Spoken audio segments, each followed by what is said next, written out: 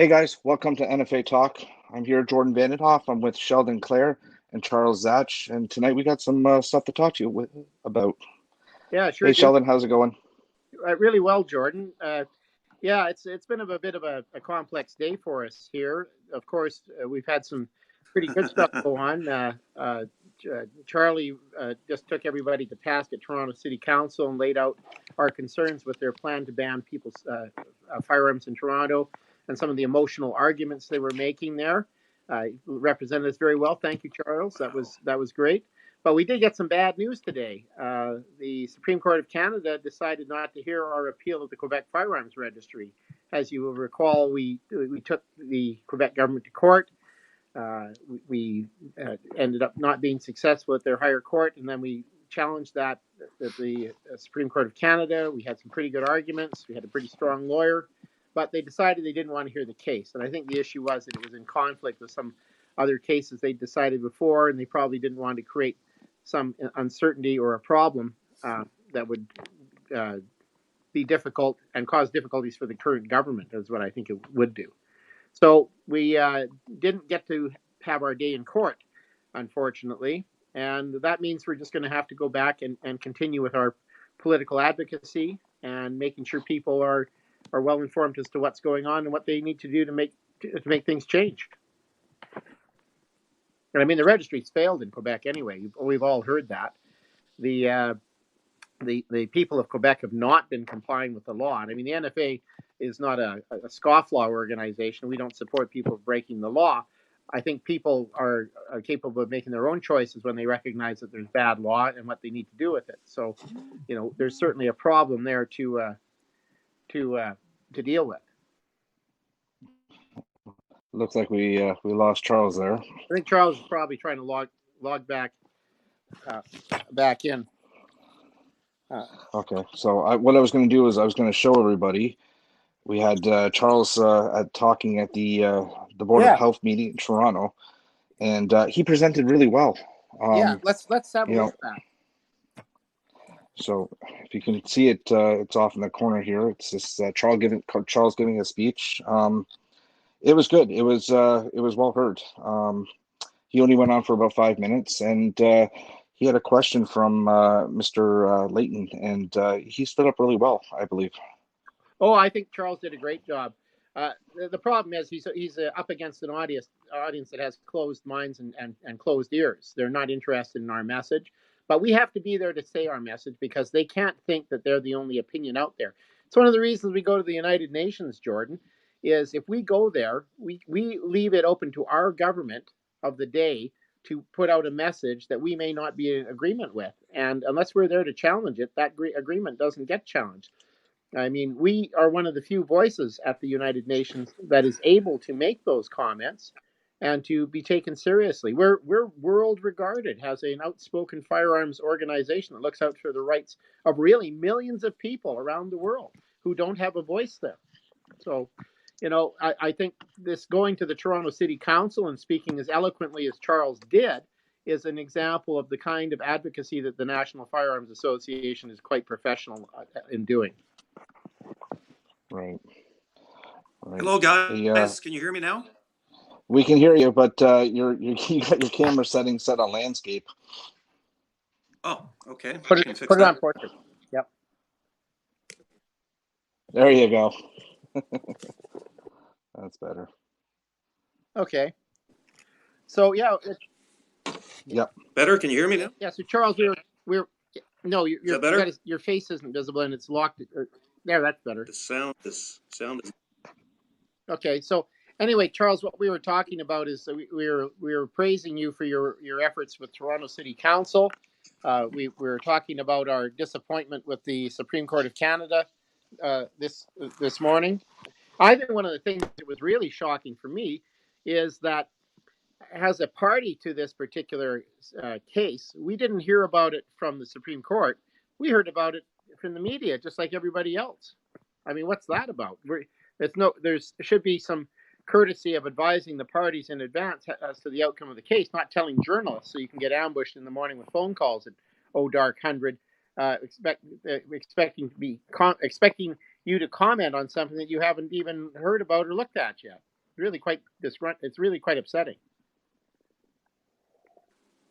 Isn't there supposed to be a protocol on how they're supposed to contact us? Well, I talked to Guy Laverne about that today, and he said, yes, there typically is. Usually when you'll get a heads up a couple of days in advance that the decision is going to be released on such and such a day at such and such a time, and then you're given a few hours in advance of release to be able to formulate any response or questions about what comes down the pipe. But this was just basically the journalists had it, and they had stories and media release. I mean, we had to scramble to put together a statement, and I mean, we had our people working on that today, and we approved and put out a statement late, depending where you're in the country, early afternoon, late morning, and I think it's apt, but we've got to move on from that. We have other battles we've got to go fight now.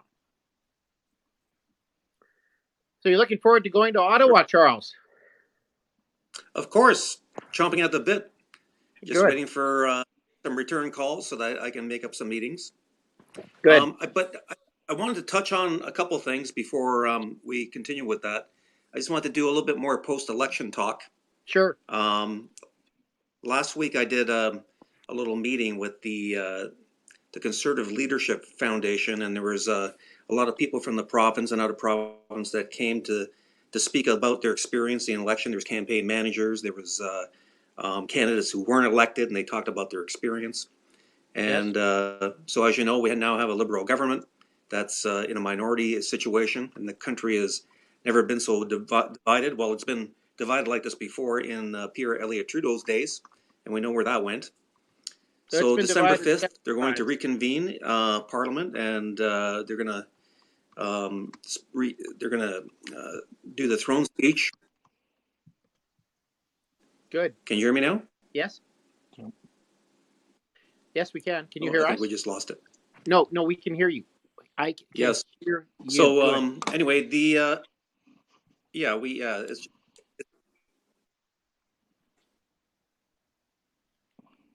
now I can. Okay, that's great. Okay, I'll just continue then.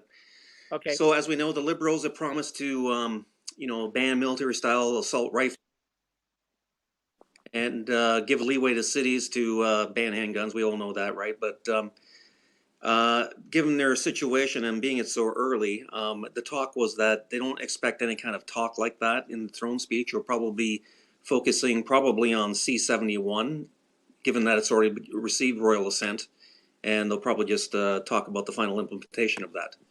But it was interesting at that meeting. They talked about how we have a steady decline in our democracy. Like in 2015, we had a 68.3% participation rate of the electorate, and in this one, everybody thought that was very high. We went down to 65.9, and this is a steady degradation of people getting involved. And well, I think the Liberals there's some pollsters there, and they agreed on some of the top 4 reasons as to why people weren't. I think the Liberals lost a lot of support there, though, Charles. I think that's what happened.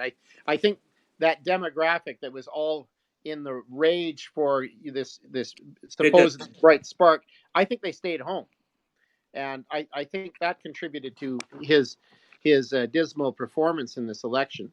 And I think it helped the Conservatives recover some of their lost ground.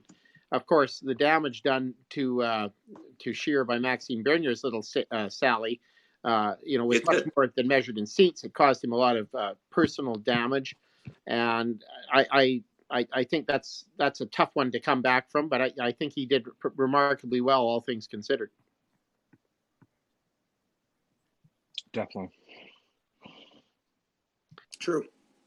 Yeah, and actually what you were saying too, the post-election polling that was actually showing that a lot of people didn't vote, and there was kind of a couple of different reasons for that. They generally have a dislike for politics, or they don't like politicians, or they feel disconnected from the party's policies. They don't reflect what they feel and value. Yes. And what was particularly interesting was about the millennials. About 25% of the polling out there said that they were too busy to vote. Which is, wow. That's kind of a lame excuse, I know, because they've got advanced polling, and Elections Canada goes out of its way to make voting available. So it's kind of a disheartening thing that's going on, especially with all the things that are going on. And we need people involved so that we can retake our government, because the government's taking us over. Yeah, well, that's true. But I mean, hey, we were talking earlier about your grand job at the Toronto City Council. I was very impressed how you handled that question at the end when they say, well, well, do you support repealing the ban of when he went on with assault weapons, and I mean, we don't think there are any bad guns. They're fingers pull triggers, not triggers pull fingers. So you responded to Leighton there. Exactly. On council. Can you want to talk about that a little bit? About how that went? Yeah, sure. Well, as you know, sure. Well, as everybody may or may not know, I went to City Hall on Tuesday, and early in the morning, and the whole meeting was actually, there was a meeting before the meeting. You had the anti-gunners out there having a press conference. Yeah, and they talked about how it was important to do a whole myriad of different things to combat gun violence in Toronto. But of course, part of that was the banning of legal firearms and banning of ammunition. So anyway, we went into the meeting, and I think we had about 15 speakers, actually 24 speakers, probably a little bit more than that. But out of that, there was only 3 that were sort of the pro-gun side. Right. And if you watch the video, you'll see that there was Alison Groot from Canadian Sporting Arms and Ammunition. Yeah. Like, they just jumped all over her as well too. And it was kind of strange to watch, because all the other speakers that had gone on before, they were treated with respect and they were allowed to talk. But every time there was a pro-gun presenter that came up, they would get overzealous. They would become disrespectful. And when I came up, frankly, I didn't go there to make friends. I knew that they were not going to listen to what we were saying. I was reading into the record so that we were there and to rebuke what they were talking about. And I knew Councillor Leighton was going to come back with some kind of a barb or something, try to entrap me. So I was ready for it. But this is not my first rodeo either. So no, it's not. I've been through this kind of thing before. But it was interesting when he asked me about the assault rifles, because I knew he didn't know what an assault rifle was. So I threw it back at him. Yeah, and he got all flustered and everything. He stumbled good. Yes, and and he kind of stumbled along. I threw him off his balance, and then we went on with it. And he kept badgering me about, do I want to roll this back? Well, of course we all want to roll this back, because we know that those particular bad laws that prohibited all those military firearms had nothing to do with anything with public safety. Nothing happened back then. Yeah, the peer-reviewed research is very clear that none of that has had anything to do with stopping bad people from doing bad things, and that's the bottom line. That's right. Exactly. Yeah. But bottom line too is that the unfortunately this board, they don't want to listen to counter evidence. Anything that's not in line with their preconceived ideas. This is going to be railroaded into City Hall. I'll be there again. Hopefully I'll have a chance to speak to this again and rebuke it one more time for the record. And I think it's important that we do that. And I think this time what I'll stress is that if you go ahead and do this, and if by some miracle the city is granted this, or if there is a gun prohibition nationally that comes about, they will own the solution. Now, as soon as they own the solution, they're going to be responsible and accountable for it. So yes. when there continues to be more gun violence in Toronto, or maybe even an increase, as the study shows, we'll be pointing fingers at them. Yeah, and they deserve it now, because they have not dealt with a crime problem by doing anything but deflecting. They're deflecting from themselves, and they're saying, well, this is about you, Charlie Zatch, and you, Sheldon Clare, and you, Jordan, and all those other innocent Canadian firearms owners who have nothing whatsoever to do with gang violence. They're claiming that administrative offenses like paperwork or simple possession offenses have something to do with this, when most of the Firearms Act is about victimless crime. They've created crimes that have no victims. And yet when these people who are doing this stuff to hurt other people, to hurt property, to cause problems to real people, this isn't being dealt with. And I mean, there was a rebuke issued by a police officer in Toronto of the whole thing, and he said that he was very critical about Mayor Tory being culpable for all of this because he had gotten rid of a lot of police powers and he had changed the police powers for this. And of course, the chief of police backed the mayor, but it was pretty clear that the rank and file police officer does not support what's going on, and they do blame the leadership of their city for it. And that's going to come back to bite them in the end. And I think we have to strongly warn them about that. Not for the sake of the reputation of this council or the city bureaucracy, but for the poor people in Toronto that have to go through this violence every day. It was heartbreaking. Yeah, it's not acceptable.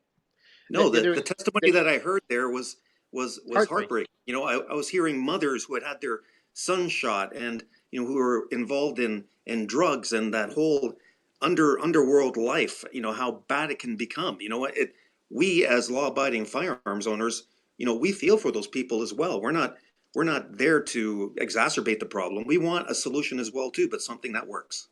That's right. I think that's what we all want, and I think that's a thing that you articulated pretty well.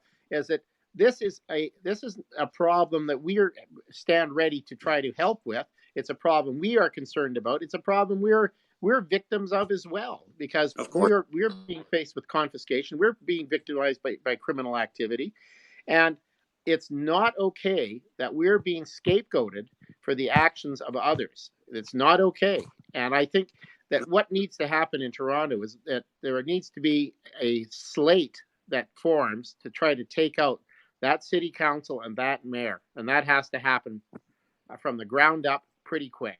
That needs to happen because he's got to go.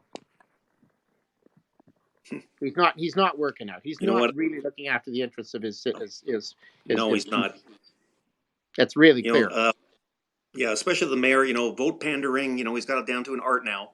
So, you know, but once again, he's leaving his citizens vulnerable to violence, and he's bringing in bad solutions that don't address that. So, you know, eventually that will come back to haunt them. But in the meantime, the carnage continues, and the people are crying out. The people are going to these boards and asking for help, and they keep dredging it up. Like, I don't know if you watched the end of the council meeting there, but most of the meeting was on, you know, looking at the most of the people were testifying about the social factors, about the poverty, you know, about the gangs and, you know, the affiliations, and there was no diversion from things, nothing for these young people to do. And then Leighton at the end basically, oh, well, something got lost in translation here, and we should still be, you know, concentrating on the so-called tools of crime. You know, that discussion was muted in this general discussion with the people. Yeah, he keeps dredging it up. So there's an agenda afoot, right? And they're gonna push it through, and they're gonna own this thing. Well, they're trying to, and I mean, they go on about. You know, I get the same. They go on about trying to say that you know, a deer hunter doesn't need to have a 30-round magazine or something nonsensical like that. Well, quite frankly, why do they want to disarm people, right? You know, they're not going after criminals. They can't disarm criminals, so they're disarming ordinary people. So I don't think they're very good at what they're supposed to be doing. They're not good at governing or leading. There's no leadership there, and they're scapegoating us to cover up their failings. That's what's going on. And I think they're relying a lot on some bad advice. Wendy Tsuhir was there, of course, right? And what stuck out in her testimony was that, like Pam Damoff said, that she hears a lot about law-abiding firearms owners until they're not. So what she's basically saying is we're all potential criminals, so they should take away all our guns because we cannot be trusted. Yeah, well, that's what she. Well, you see, that kind of talk is what leads us down the path to much more resistance, much more non-compliance, much more trouble with people who are law-abiding, who are not prepared to be scapegoated, who are not prepared to be pilloried and to be abused by their government or by these snowflakey ideas that somehow you take away a rock and there's nothing else as a weapon. I mean, where does it stop, right? You know, you look at what they did in Britain. The disarmed gun violence shot through the roof. Knife violence has gone through the roof in Britain. It didn't solve the problem, and it's not going to solve the problem here.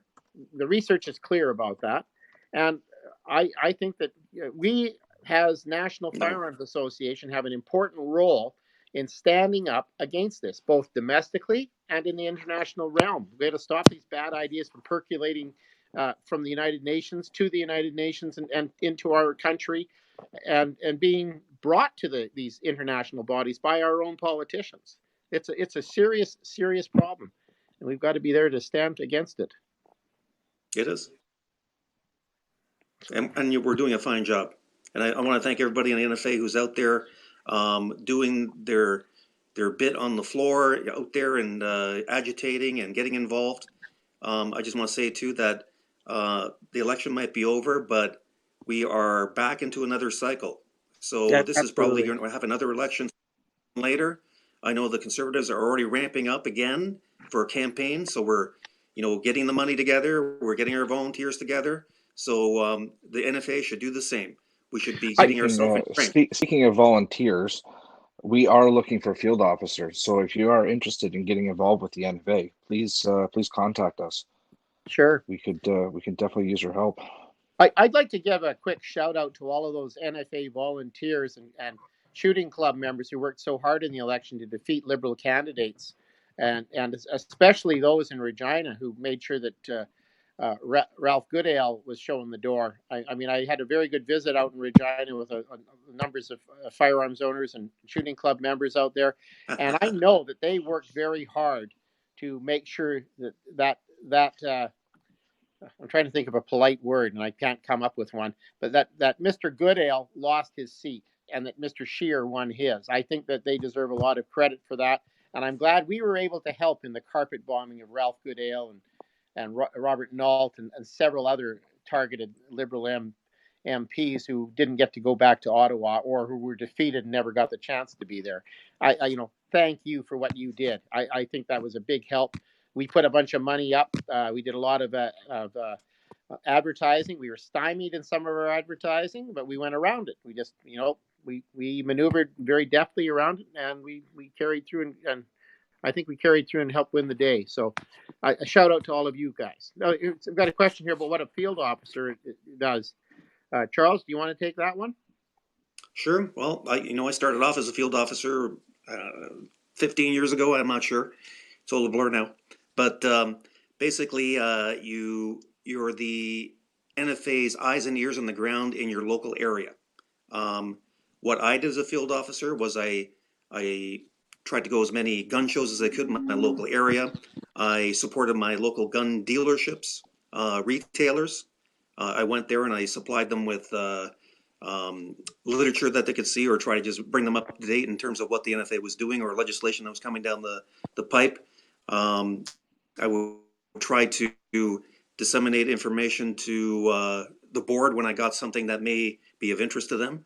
I tried to find other field officers to assist me at the gun shows, or just to do appearances. Sometimes there's things that pop up in your particular area. It may even be a municipal thing regarding a hunting regulation or something like that. And I would go to those things and speak to that in council. Yeah, and I think you do a lot as a field officer. I mean, you sign up more members, you replicate yourself, and you help people who have problems and help them find the help they need, as well as advocating for pro-gun politicians at all levels. Like, make sure your local city council members are pro-firearm or educated on the issue at least, so that we don't have problems in local city councils. This is what field officers do. I started in office one as well, a long time ago. Jordan was one for a while as well too, and now a member of the board of directors, as you were as well, Charles. And the field officers is our entry into being a representative for this advocacy property rights organization that is trying to make a difference. You know what? They really are the foundation of our organization. I mean, the members are too, of course, but those members that go the extra mile and become a field officer and put the extra time in. I know everybody's got a full-time job and is busy with their family life, and you extend yourself like that. They're passionate about what they do, and it's a worthy, righteous cause. It's something that I enjoyed as a passion, because I knew I was doing something right. Yes, right. And I think that's Go ahead, Jordan. Sorry, Sheldon. It's also all volunteer, so it's not like we're going to overtask you. We just ask that you can give us whatever you can help us out with. So if you can go to a gun show on a Sunday for a couple hours, that's great. We understand family comes first, work comes first, and then after that, if you can help us out, that'd be great, Justin. So I'll follow up with you personally afterwards, and we'll see if maybe we can sign you on board. Excellent. Yeah, thanks for the question. Well, is there anything else that we need to go over tonight, guys, or should we save and reveal any other news for other things? Or if anyone has any other questions for us, just fire away, and we'll try to answer them. Give you a few seconds. I was going to bring up one other thing too. The big gun this year. Oh, If you guys yeah. if you guys have not got your tickets yet, please get your tickets. It's every $50 donation gets you an entry into this gun, and it is an amazing gun. I've got to held it at TACCOM, and eventually I am going to shoot one of these. Yeah, well, if only members of the board of directors and employees could actually win it. I cry about that, but you know, this is for our members and supporters to as a reward for supporting us in our ventures. And we do need a fair bit of support. It costs a lot of money to operate a full-time in-house lobbyist, as we do. It takes a fair bit of resources to engage the international community, as we do. It takes resources to fund election advertising, as we have done, and it takes a fair bit of resources to just be Canada's foremost, most effective firearms rights advocacy organization. So that's all on our members and our supporters. Then thank you very much. It makes a difference. And we made a difference this election. We may not have got a majority change, but we certainly made it very difficult for this new government to be able to pass a lot of controversial legislation. They're not going to be able to be very successful at that. Well, that said, Trudeau doesn't have a mandate for any gun bans. He sure doesn't. So just before we leave, just before we go, I just want to say that for the people that are still sitting on the sidelines watching from the outside in, I think the next year is going to be a historical year in terms of our gun rights, one way or the other. Now's the time to jump in. Don't wait. Don't procrastinate. Join the NFA. Become a field officer. Do what you can. If you can't do anything, donate your money. Find somebody else that may be able to help with the cause. This is the year to jump in. Absolutely. It's a critical time. It always seems like we're saying it's a critical time because, I mean, one crisis follows another. But it seems that there are lots of these crises popping up, and that we need to pay a lot of attention to. I know we're very unpopular in some areas in the world because of our stand. We've been able to say things that other gun rights organizations have not been able to say in the international forum. We've been very direct. We're standalone. We're very effective. People can see our presentations. Charles, you've been to the United Nations and presented there. Some other members of our board have done the same. And I think that coupled with our advocacy efforts in Ottawa, is going to serve us well. Well, it's been nice seeing you guys again. I hope we continue to see each other like this in the next news talk. Sounds great. All the best. Take care, guys. Have a great night. All right, guys. Thank you for that. Just on a note, guys, that next Tuesday we're going to have a all French version. Two of our directors from Quebec will be talking, so be sure to check that. The listing will be posted on our Facebook group and the time that they plan on doing that. So everyone that tuned in and everyone that gave us their questions, thank you, and have a good night. Fantastic. Good night. Take care, guys. Good night. All right.